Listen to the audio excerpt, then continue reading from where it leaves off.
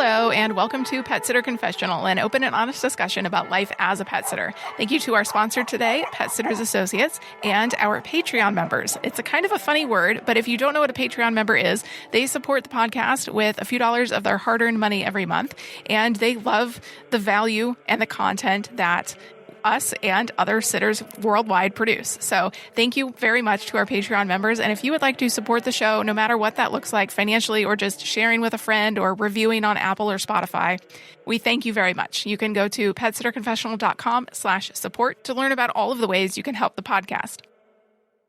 Running a business is an amazing thing. We get to live our passion and we get to serve others with excellence. It's kind of the best of both worlds in the pet sitting and dog walking industry. We love animals and we love people as well, because when we serve them, we serve the pets.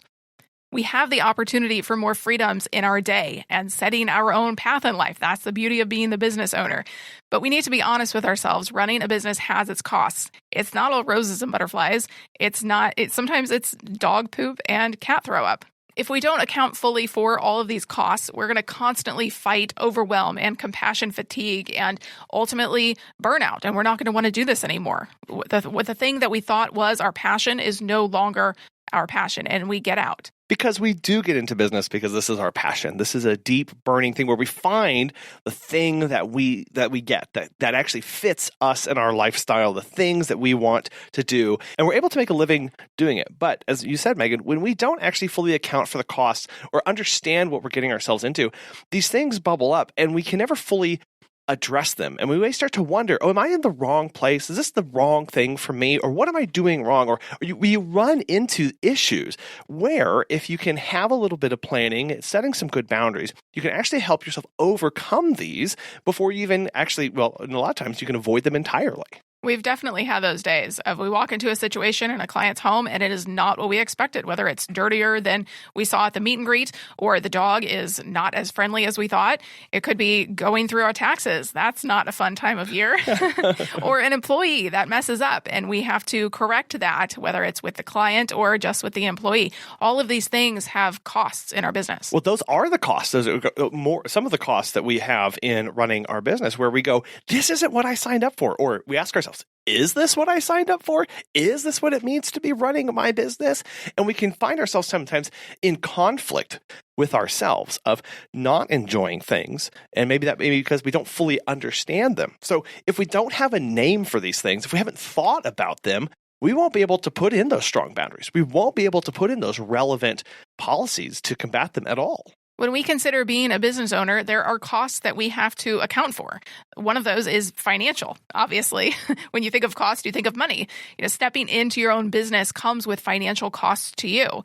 This isn't a high overhead type of business unless you have employees, but it could be buying leashes, first aid kits, advertising, printing off flyers. And then, if you have employees, you have payroll and taxes and all of that fun stuff. Then there's the side of the business where it can really be unpredictable month to month. During the holidays, there are booms. During the off seasons for us, January and February, they're kind of busts until spring break picks up in March. So there are these times where unless you have a strictly dog walking business where you can predict that money every month or some sort of subscription service where you have packages that clients can purchase each month so you have predictable income, there are things that we don't know month to month how many visits we're going to have. Financial costs also include health insurance and driving. This is a driving heavy business, going from client home to client home. And becoming a business owner means that all of those financial aspects lie on us now. If we're coming from a 9-to-5 job, if we're coming from a typical part-time job or a career that we used to have, there were a lot of benefits that were provided to us. And one of those big ones is health insurance. All of a sudden, we are the ones having to pay for that. Or a lot of us may try and go without that. And that causes mental burden. That causes stress and worry on us. Or we are paying for something and it's way more costly and way more expensive than we initially thought. And there's the driving costs. There's the wear and tear on our cars that this job is going to take on. Financially, we're going to be paying for more tire rotations, more oil changes. All of those things that our cars need to do in order to do this job are now our responsibility. Now, yes, in a very real sense, if we set up our finances appropriately, we will have our personal side and we will have our business side. And many of the things that we've discussed up until this point can be sucked up into the business side, or at least allocated a percentage of that to the business so that the business is paying for those. But it's still something that we have to consider. We have to understand how we're going to be impacted by this and how we manage this. That variation from month to month, that can actually be of major mental burden on a lot of people if we're used to getting consistent 20 hours a week, 25 hours a week, or our full-time 9-to-5 job, or whatever you were working before you came into this position. All of a sudden now we're worried about how we're going to prepare for next month that looks a little bit slower. How are we going to do that? What does that mean for what I do today? All of those things are now considerations that we have to account for. You mentioned mental burden and stress. That is another huge cost that we have in this business. Sometimes it's not as simple as walking in the door, leashing up the dog, and getting out on the walk, although that can be stressful too if you encounter a lot of other people or dogs on walks. But it's the pet sitting side of I have to take care of the home too. I have to remember the mail, the packages, the plants, the scooping the litter, all of the little intricate things about a person's home and the layout. It's hard to remember. It's mentally taxing to remember all of these things. There's so many things to do, so many hats to wear. And it's not just in the field, but when we go to do the taxes, when we go to schedule the visits and the route plan and all the admin stuff, it is a lot. There are deadlines you have to hit for certain things. Then there's the marketing and the selling that you actually do to make your money. Financially, it can be a massive burden. You want to get your name out there as much as possible. And even though we are a heavily word-of-mouth industry, there are times when you need to heavily advertise in your local community. And that can be a burden for a lot of us who worry about how we're going to do that. How am I going to pitch my business? What am I going to say to that person who's on the phone with me? Or set up my client funnel? How do I understand what it actually means to market? All these things we have to remember.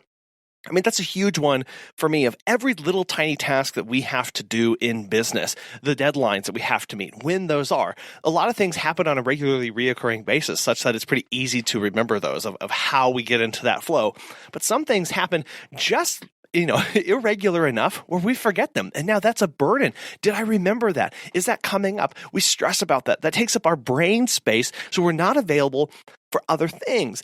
And that's not to say, again, where there aren't things that we can't do about this. Just real quick tip here. If you're worried about remembering things, every time you do something in your business that has a deadline, go to the calendar on your phone and set a reoccurring event for that day as best you can, especially if it's more irregular. This is a little bit harder, but you can generally predict when things need to be due by. Back it up by a couple days, set a reminder, and then set 2 alerts, one that is 1 week before that day and one that is 2 days before that day. Now you can forget about this thing entirely for the rest of the year because you know it's in your phone, and that alert is going to save you from A, forgetting it, and then B, worrying about it. But the mental burden and the stress of being a business owner cannot be stressed enough because this is very real.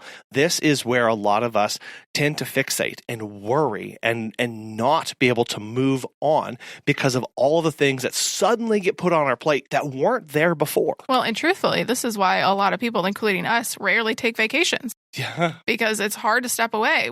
Even when we try to take a vacation, even when we try to unplug and enjoy a boat time or enjoy yoga time or enjoy puzzle time, it's difficult to turn your brain off and take that personal time. Because if you don't, that's going to impact your friends and family as well. They're not going to see the bright, shiny you that they thought.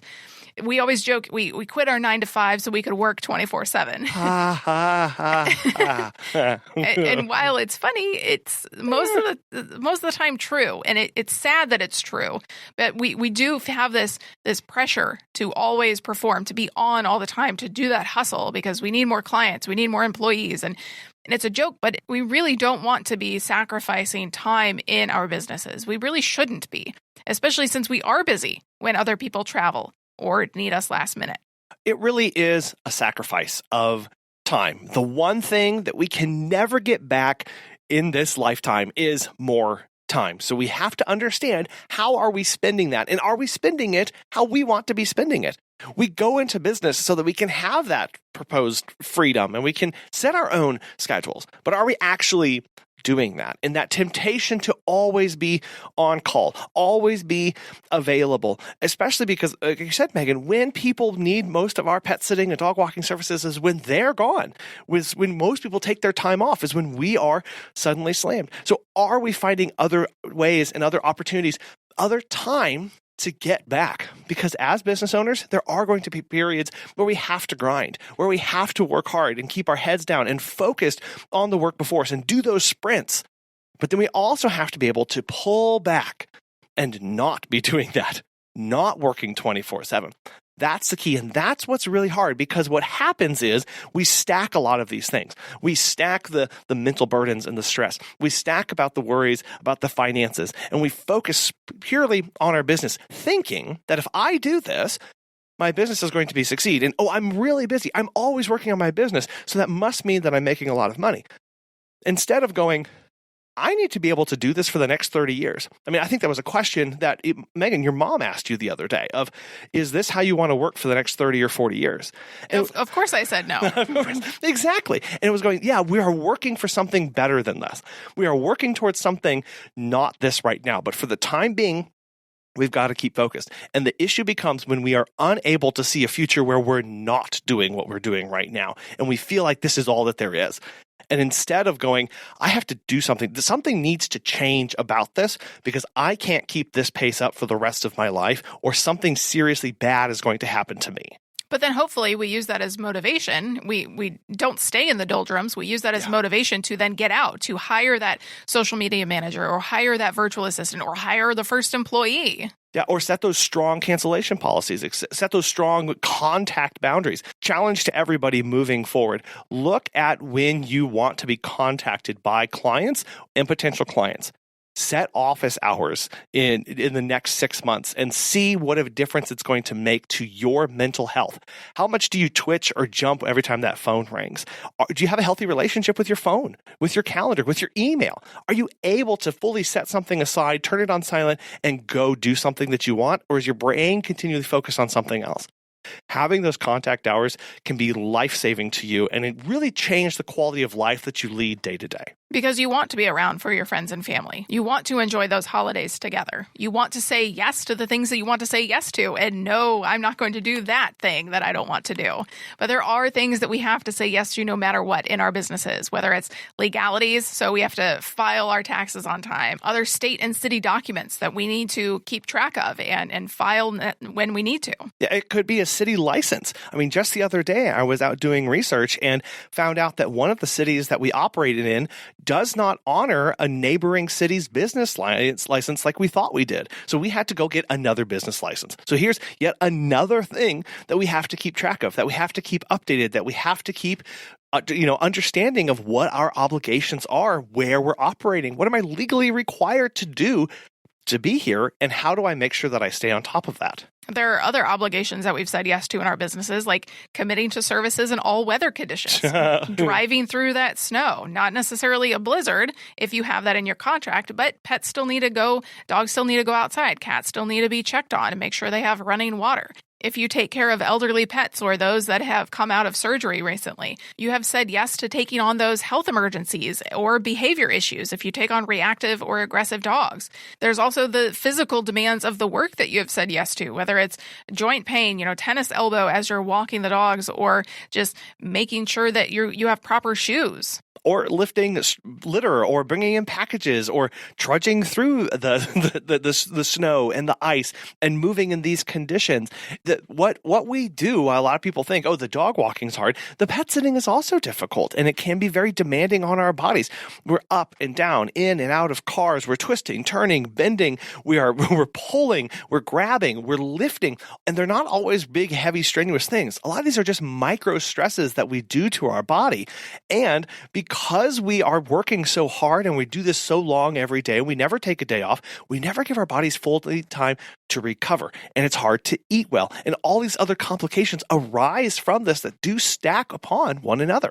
Something that's not demanding at all is Pet Sitters Associates. As pet care professionals, your clients trust you to care for their furry family members, and that's why Pet Sitters Associates is here to help. For over 20 years, they've provided thousands of members with quality pet care insurance. Because you work in the pet care industry, you can take your career to the next level with flexible coverage options, client connections, and complete freedom in running your business.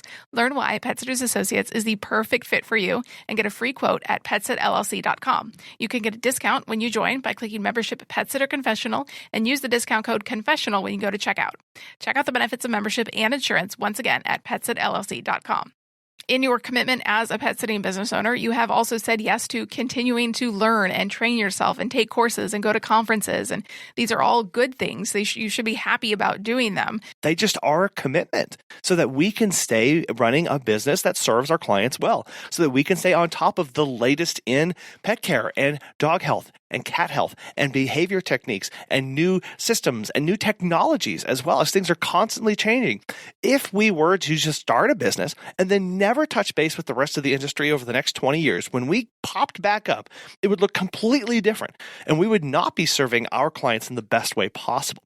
So continuing to learn whatever that is, taking some more courses on dog behavior or cat behavior or training or business management, business administration, HR, that's going to help you and your business. We've also said yes to talking with potential clients. That is something that we have to do, whether it's answering phone calls or emails.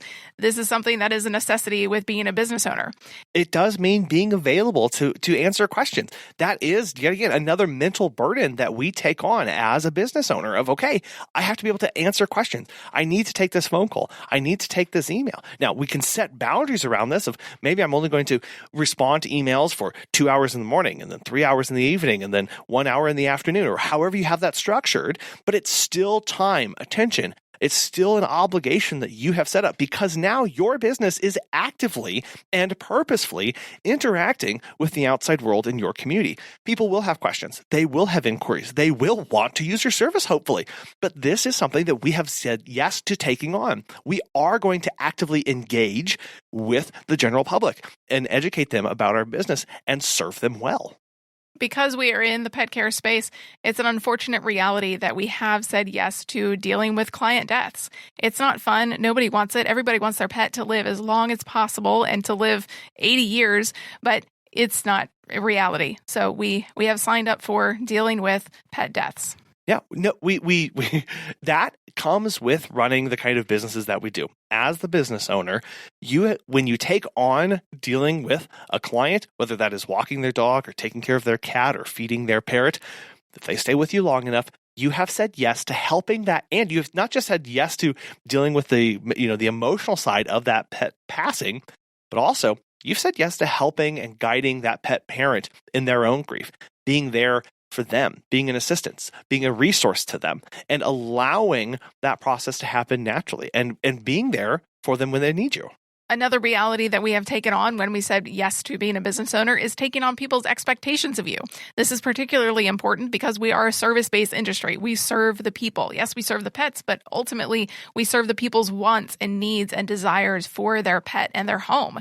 They expect something of us, we expect something of them, and we see if it's a good fit. And that is a reality, but it's also a cost because that is a process. That takes time. That takes intentionality. That takes asking good questions, being available to people, and understanding that we're not always going to be a good fit for somebody. And we have to have those boundaries and those policies in place to make sure that we are aligning with our direct clients' needs, that we are serving the clients that we want to be serving, and not just being general and open to everybody, because we can't do that. We've talked about that so much, but we can't be there for everybody, and we shouldn't be. But again, that takes time, intentionality, and is a cost to us to weed those people out. Yeah, and so one of the costs of doing business and being a business owner is saying no. Know when to say no, because you are not for everybody. Your business is not for everybody. You're not for everybody across the country. You're in your specific geographical local area. You're not for every pet owner. And it can be difficult to say no to somebody, but the business takes the brunt of that criticism and feedback. And I'm not saying that you as a person take that criticism and feedback. I'm saying the business does. You are separate from your business. You are the business owner, but at the end of the day, it is the business that takes the brunt of that. So think about, are you ready to handle that? Hopefully we don't ever get any, but at some point, somebody is not going to be happy with something we did or something our employee did. And we have to be ready to face that. Yeah, to put this into perspective, if you have a business Facebook page and you respond to a comment, what's the name on that comment? Is it you or is it your business?